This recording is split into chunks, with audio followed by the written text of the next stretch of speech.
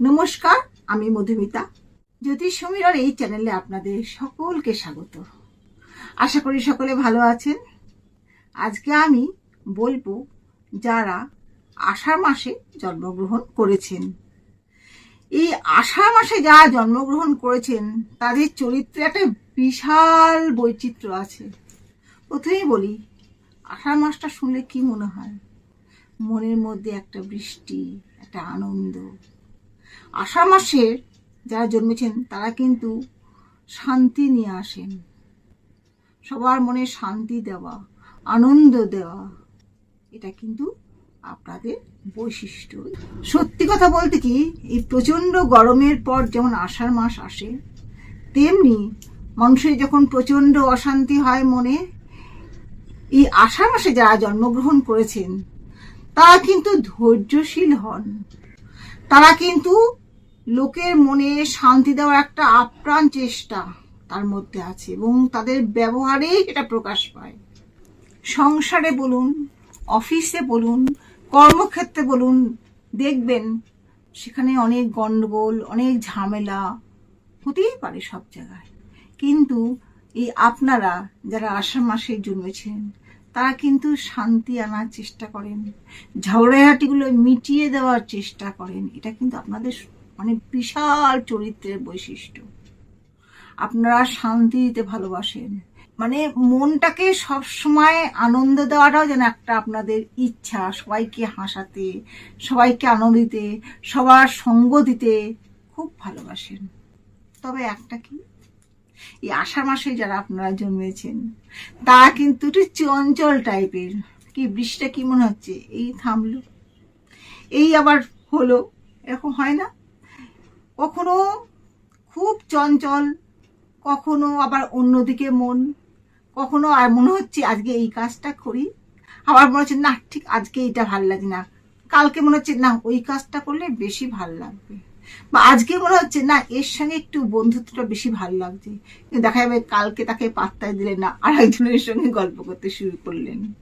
এটা কিন্তু চঞ্চল মনের পরিচয়। চঞ্চল বলতে এখানে অন্যভাবে নেবেন না, অর্থাৎ ভালো লাগা, পছন্দ এই ক্ষেত্রে কিন্তু ভীষণভাবে অ্যাপ্লিকেবল।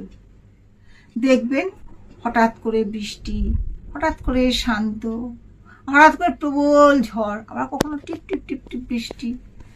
তাই আপনাদের মুডটাও কিন্তু অনেকটা এই ধরনের। আজকে যার মতামতটা মনে হচ্ছে একদম ঠিক, কালকে মনে হচ্ছে না না ঠিক নিতে পারা যাচ্ছে না, এইরকম। মানে অদ্ভুত এই চরিত্র। কিন্তু আপনারা সহজে কারোর ক্ষতি করেন না। আপনাদের চরিত্রে একটু প্রবলেম হতে পারে, মানে আজকে এটা ভালো লাগলো, কালকে এটা ভালো লাগলো না। আজকে যে শাড়িটা কিনে নিয়ে আসলেন বাড়িতে, সেটা মনে হচ্ছে না এর থেকে বোধহয় দোকানে ওই শাড়িটা বেশি ভালো ছিল। পুরুষদের ক্ষেত্রে আমি পাঞ্জাবিটা পরবো না, স্যুট পরে যাই। এই যে একটা চরিত্র, আষাঢ় মাসের একটা বৈশিষ্ট্য, চঞ্চল, ঠিক এটা ঠিক ভাল লাগলো না, বা এটা ভীষণ ভালো লেগে গেল, মানে বুঝতে পারছেন তো, যাকে বলে মুড সুইং। মানে মুডটা ঢেউ খেলে চলে যাচ্ছে। আজকে এটা ভাল লাগলো, আজকে আমি একটু আঁকা টাকা করি, না না কালকে মনে হলো একটু সাজগোজ করলে বোধহয় বেশি ভালো হবে, বা মনে হলো আজকে একটু শাড়ি টাড়ি পরে যাই, কালকে মনে হলো না জিন্স টপে বেশি ভালো লাগছে আজকে আমাকে। এই যে চেঞ্জ, এটা কিন্তু বৈশিষ্ট্য। কারণ দেখুন, জ্যৈষ্ঠ মাসের পরেই আষাঢ় মাস আসছে, অদ্ভুত একটা ঢেউয়ের ব্যাপার আসছে, একটা পরিবর্তন আসছে। এই মনেরও কিন্তু একটা বিরাট পরিবর্তন। এই জন্য কিন্তু আপনাদের অনেকে মুডি বলে, কিন্তু বেসিক্যালি আপনারা কিন্তু লোক ভালো, কিন্তু খেয়ালি। কখন বৃষ্টির খেয়াল হলো, কখন বৃষ্টি থেমে গেল, কখন ঝমঝমে বৃষ্টি আসলো, কখনো মেঘ গর্জন করলো, কখনো আবার একটু বেশি গরম হলো, কখনো হয়তো একটু একটু অভিমানও হতে পারে আপনাদের মাঝে মাঝে, এটা বোধহয় ঠিক বললো না, এটা আমি মানতে পারছি না, তোর সঙ্গে এখন কথা বলবো না, ভালো লাগছে না। এইটা কিন্তু আপনাদের বিশাল বৈশিষ্ট্য। আষাঢ় মাসে একটা বড় বৈশিষ্ট্য তীক্ষ্ণ বুদ্ধি, ঝট করে ব্যাপারটা বুঝে নেওয়া, কি পরিবেশ, কি বলতে চাইছে, কি পড়ায় বলছে, কোনটা গানটা ভালো হবে বা কোন কবিতাটা বললে বেশি ভালো হবে, এই যে তীক্ষ্ণ বুদ্ধি, কোন কথাটা বেশি অ্যাপ্রোপ্রিয়েট, এটা কিন্তু আষাঢ় মাসের বৈশিষ্ট্য। প্রচন্ড বুদ্ধি, চটপট করে ডিসিশন নেওয়া, এটা কিন্তু আষাঢ় মাসে একটা বিশাল বৈশিষ্ট্য। তাই এই তীক্ষ্ণ বুদ্ধিটাকে যদি কাজে লাগানো যায়, স্টুডেন্টরা যারা আষাঢ় মাসে, তারা এই বুদ্ধিটাকে যদি পড়াশোনা, গান বাজনা বা কোনো শিল্পকলায় কাজে লাগান, তাহলে কিন্তু ভীষণ ভালো হবে। কারণ বুদ্ধিটা তাদের ভালো, তারা কিন্তু এমনকি বুদ্ধি ভালো বলে তাদের পরিবেশের সঙ্গে বা বাড়ির লোকেদের সঙ্গে যে ভালো ব্যবহার করতে হয়, তাদের সঙ্গে যে মানিয়ে চলতে হয়, এই বুদ্ধিটা কিন্তু ভীষণ বেশি। এই আষাঢ়ের জন্ম যাদের, খুব যুক্তিবাদী, যুক্তি ছাড়া নড়েন না। তবে হ্যাঁ, আজকে মনে হচ্ছে এই যুক্তিটা ঠিক আছে, কালকে কিন্তু এই যুক্তিটা নাও খাটতে পারে, আরো বেটার যুক্তি তার কাছে মনে হতে পারে, মানে আপনার কাছে মনে হতে পারে। ভীষণ অ্যাক্টিভ, আপনারা খুব কাজ করতে ভালোবাসেন, মানে আজকে মনে হচ্ছে এটা কাজ করে ফেলি, আজকে এই কাজটা করেই ছাড়বো, এই যে একটা কর্মোদ্যম, কর্মক্ষমতা, এটা কিন্তু আপনাদের মধ্যে আছে। একটা পরিশ্রম করে কিছু করব, এই একটা খুব ভালো চরিত্র কিন্তু আপনাদের বৈশিষ্ট্য। সাধারণত আষাঢ় মাসে যারা জন্মগ্রহণ করেছেন, তারা সাধারণত ধনী গৃহেই জন্ম হয়। তবে দরিদ্র গৃহেই হোক আর ধনী গৃহেই হোক, আপনারা কঠোর পরিশ্রমী, আপনাদের পরিশ্রম করেই কিন্তু চালাতে হয়, মানে আজীবন কিন্তু পরিশ্রমটা করতে হবে। মানে দেখবেন কাজ এসে কিন্তু আপনার জুটে যাবে, মানে এই কাজটা শেষ হলো, ভাবলেন হয়তো একটা কাজ মিটলো, এবার একটু বিশ্রাম নেওয়া যাবে, কিন্তু দেখা গেল অন্য একটা সমস্যা বা কাজ এসে আজকে এলো, যার জন্য আপনার সেই কাজটা আপনাদের করতে হবে। এটা কিন্তু সারা জীবনের ব্যাপার, জীবনের শেষ দিন পর্যন্ত কিন্তু আপনাদের কাজ করে যেতে হবে।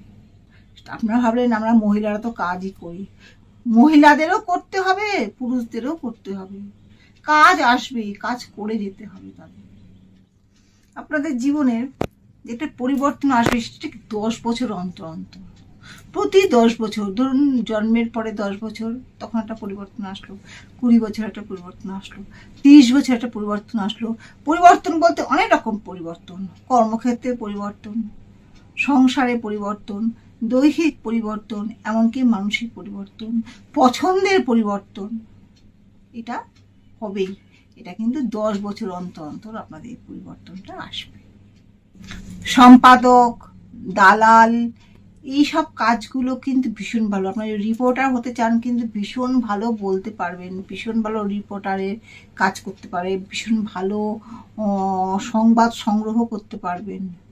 আবার যদি মনে করেন পুরুষেরা বাড়ির দালালি করবেন বা কোনো এমনকি বিবাহের ক্ষেত্রে ধরুন আপনারা, মানে আমি বলছি যে ঘটকের কাজটা যদি আপনারা নেন তাও কিন্তু আপনারা সাকসেস হবেন। কারণ না, একটা সুন্দর করে কিছু করা, এই ঘটকের কাজটাও কিন্তু সুন্দর হতে পারে। খুব ভালো একটা ছেলের সঙ্গে খুব ভালো একটা পাত্রীর যোগাযোগ করে দেওয়া, বা খুব ভালো একটা কাজের ছেলের সঙ্গে খুব ভালো একটা কাজের মেয়ের সঙ্গে যোগাযোগ করে দেওয়া, এই কাজটাও আপনারা খুব ভালো পারবেন। কূটবুদ্ধি কিন্তু আছে আপনাদের, কোনো কোনো ক্ষেত্রে কূটবুদ্ধির দরকার আছে। আপনারা ভাবছেন আমাদের এই কূটবুদ্ধি বলছেন আমরা কি খারাপ? না, কোনো কোনো অন্যায়ের ক্ষেত্রে আপনাদের এই কূটবুদ্ধি ভীষণ অ্যাপ্লিকেবল, ভীষণ প্রয়োজন আছে। এটাকে অন্যভাবে নেবেন না, কারণ দুষ্টের দমন করতে গেলে কিন্তু কূটবুদ্ধি দরকার আছে। সেক্ষেত্রে কিন্তু ভালো মানুষ হলে চলে না, তাহলে সংসারটা অচল হয়ে যাবে।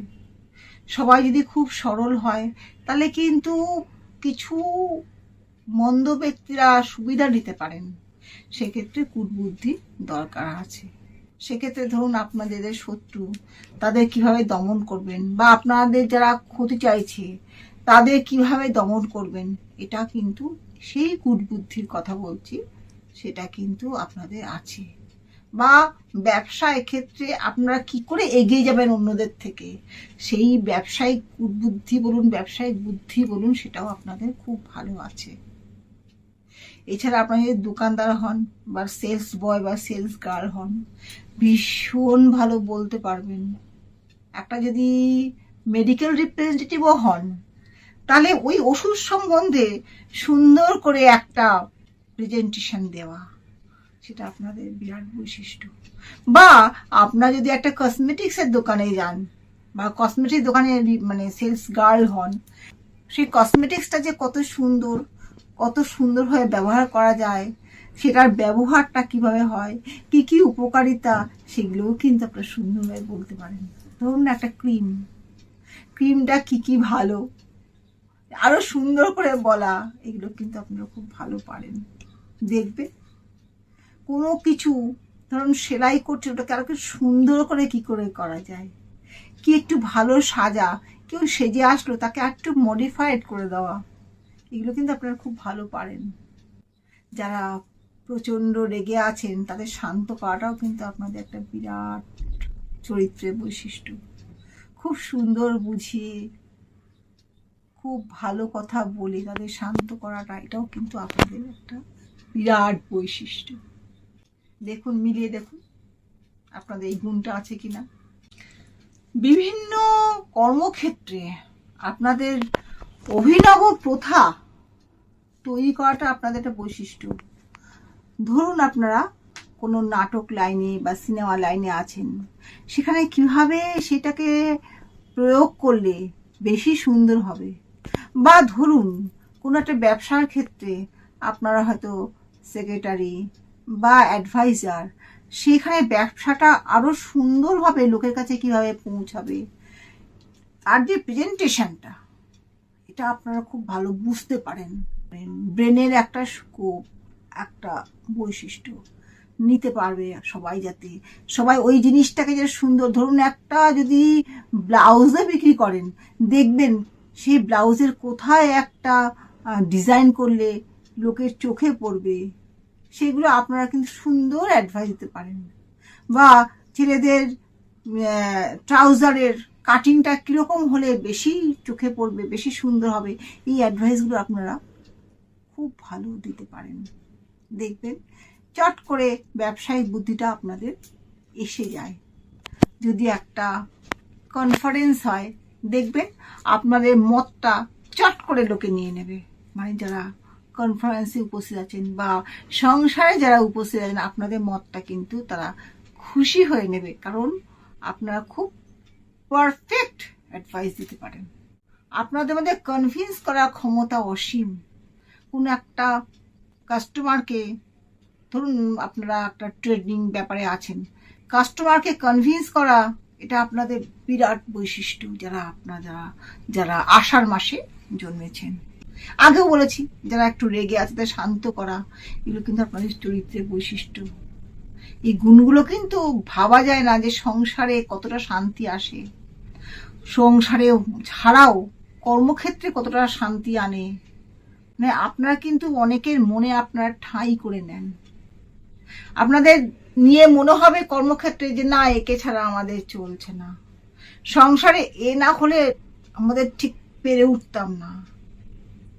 এক্ষেত্রেও বলবো কুটবুদ্ধির ব্যাপার, অন্যভাবে নেবেন না। এই আষাঢ় মাসে কিন্তু অনেক জ্ঞানীগুণী ব্যক্তিরা জন্মেছেন। তার মধ্যে একজন আছেন স্যার আশুতোষ মুখোপাধ্যায়। আপনারা জানেন তার অসাধারণ যোগ্যতা, জ্ঞান। আর একজন আছেন স্যার রাজেন্দ্র কুমার চট্টোপাধ্যায়, এর নামটাও আশা করি আপনারা শুনেছেন। অভিনেতা জন গিলবার্ট, তিনিও কিন্তু আষাঢ় মাসে জন্মেছেন। কবি ইস্ট, তিনিও কিন্তু আষাঢ় মাসে জন্মেছেন। তারা কি বুঝলেন? আষাঢ় মাসে কিন্তু ভীষণ জ্ঞানীগুণী, যারা খুব উচ্চ পর্যায়ে তারা জন্মেছেন। অর্থাৎ কি, আপনাদের মানসিকতাটা বেশ উচ্চ পর্যায়ের, এটা শিওর ভাবে জেনে নিন। কিন্তু একটা কথা বলি, জীবনটা খুব সমস্যাপূর্ণ, নানান সমস্যায় কিন্তু আপনারা জর্জরিত। অন্যকে যেমন আপনারা শান্তি দেন, কিন্তু ব্যক্তিগত জীবন হয় নানান সমস্যায় পরিপূর্ণ। একটা না একটা সমস্যা লেগেই থাকবে, দেখবেন পেরে ওঠা কষ্ট হয়। সমস্যা একটা মিটলো আর একটা সমস্যা এসে হাজির হলো। বিবাহের ক্ষেত্রেও কিন্তু সমস্যা আসতে পারে। ধরুন বিবাহে বাধা হলো, মানে একটা যেখানে বিয়ে স্থির হলো সেখানে দেরি হয়েই যাচ্ছে, নানান সমস্যা তৈরি হচ্ছে, বা বিয়েটা ভেঙে গিয়ে হয়তো অন্য জায়গায় হলো কিন্তু একটা বিয়ে ভেঙে গেল। প্রেমের ক্ষেত্রেও সেটা ভেঙে যাওয়ার সম্ভাবনা দেখা যাচ্ছে, হয়তো নতুন প্রেম আবার হবে, কিন্তু সেক্ষেত্রেও মানে আপনারা এত সরল মনের হন, সেটার কিন্তু সুযোগও অনেকে নেয়। সেই ক্ষেত্রেও কিন্তু যখন আপনারা দেখেন যে আমরা এত ভালোবাসছি, কিন্তু দেখা যাচ্ছে যে যারা অপোজিটে রয়েছেন তারা কিন্তু সেই হারে ভালোবাসেন না, তারা হয়তো স্বার্থান্বেষী। সেক্ষেত্রে কি হয়, বাধ্য হয় যে এই ক্ষেত্রে বিয়ে বা প্রেমটা ভেঙে যাওয়ার, এবং মনেও বড় কষ্ট পান আপনারা, কারণ মনটা খুব নরম। তার মানে কি আপনাদের মধ্যে এই ডুয়েল ক্যারেক্টারটা কিন্তু ভীষণভাবে রয়েছে, কখনো কুটবুদ্ধি, কখনো আপনার সরলতা। কোনো কোনো ক্ষেত্রে আপনার ভীষণ সরল, আর কোনো কোনো ক্ষেত্রে আপনার ভীষণভাবে কুটবুদ্ধিতে কাজটা সমাধান করেন। এই দ্বৈত, যেটা প্রথমেই বললাম যে আজকে এই পোশাকটা ভালো লাগে তো কালকে মনে হলো না এই পোশাকটা ভালো না, এই যে দ্বৈত চরিত্রের ব্যাপারটা কিন্তু আপনাদের মধ্যে রয়েছে। আপনারা পুরুষেরা যাকে বিয়ে করবেন বা ভালোবাসবেন, যে সমস্ত মহিলারা কার্তিক মাস, পৌষ মাস বা ফাল্গুন মাসে জন্মেছেন, তাদের আপনারা বিয়ে করার চেষ্টা করুন, দেখবেন খুব ভালো অ্যাডজাস্টমেন্ট হবে।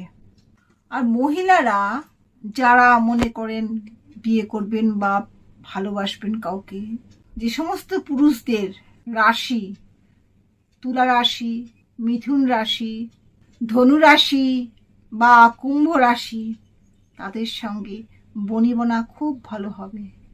তাই সেক্ষেত্রে বিয়েটা আপনারা সেভাবে করলে দেখবেন খুব ভালো হবে। তবে হ্যাঁ, সবসময় তো সেটা সম্ভব না, কাউকে ভালো লাগলো, হ্যাঁ তোমার রাশিটা কীরকম বলো, এটা সবসময় সম্ভব নয়। তাও যদি জটক বিচার করাতে হয় সেক্ষেত্রে এটাই করবেন। বন্ধুত্ব করবেন কাদের সঙ্গে?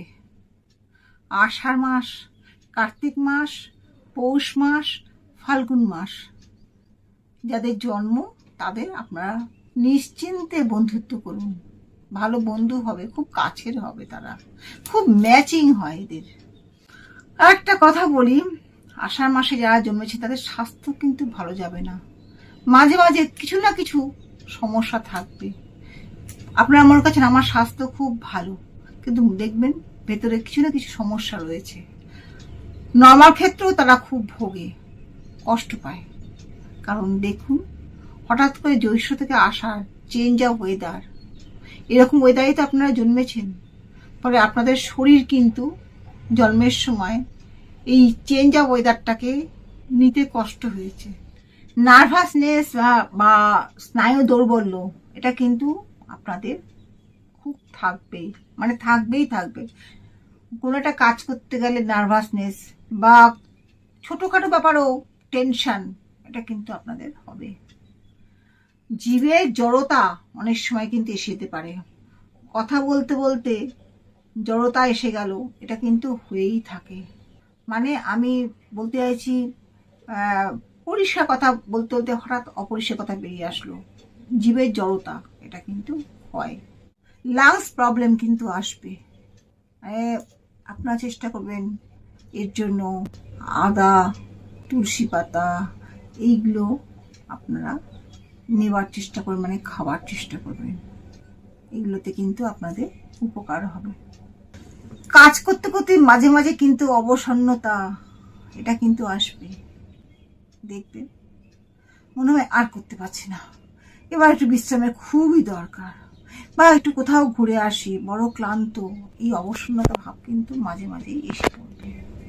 কি রং আপনাদের শুভ? হলুদ রং।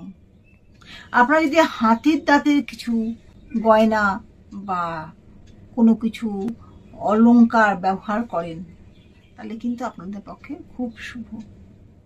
বাদামি বর্ণের জামা কাপড়, হলুদ বর্ণের জামা কাপড়, এগুলো আপনাদের পক্ষে শুভ। আপনারা যখন কোনো কাজে বেরোবেন বা বিশেষ কোনো অনুষ্ঠানে গেলেন, এই রঙগুলো পরবেন, খুব এফেক্টিভ, খুব ভালো হবে আপনাদের, সেটা পরে দেখুন। আপনারা হলদে পোখরাজ বা সাদা পোখরাজ পরুন, খুব উপকার পাবেন, দেখবেন কাজে যে বাধাগুলো আসছিল অনেকটাই কেটে যাবে। আজ এখানেই শেষ করছি। নমস্কার, সকলে ভালো থাকবেন।